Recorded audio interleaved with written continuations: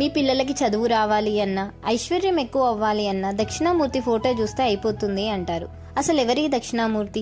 దక్షిణామూర్తి విశిష్టత ఏంటి? బ్రహ్మదేవుడు సృష్టిని ప్రారంభించినప్పుడు బ్రహ్మ మానస పుత్రులైన సనక, సనంద, సనాతన, సనత్ కుమారులను జ్ఞానంతో ఈ సృష్టిని నడిపించమని చెప్తాడు. వారు బ్రహ్మజ్ఞానం కోసం సరైన గురువును వెతుకుతూ ఉంటారు. దూరంగా ఒక మర్రి చెట్టు కింద దక్షిణం వైపు చూస్తూ కూర్చొని ఉంటాడు. ఈ ప్రపంచానికే మొదటి గురువు. ఋషులకి, మునులకి, గురువులకి జ్ఞానాన్ని అందించే ఆది గురువు మన దక్షిణామూర్తి. దక్షిణ దిశగా కూర్చొని మౌనంలో చేతి ముద్రతో జ్ఞానాన్ని బోధించే శివస్వరూపం. మరి మౌనంతో జ్ఞానం ఎలా? నిజమైన గురువు జ్ఞానం మనలోనే ఉంది అని గుర్తు చేస్తుంది. ఆ మూర్తిని చూసే తెలియకుండానే మనసుకి ఏదో ప్రశాంతత. జ్ఞానముద్ర ఆత్మజ్ఞానాన్ని, కాళ్ళ దగ్గర ఉన్న అసురుడు అజ్ఞానాన్ని అణచివేస్తుంది అని.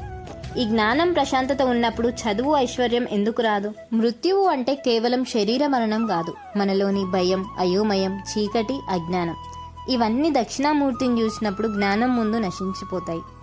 జ్ఞాన స్వరూపమే మన దక్షిణామూర్తి.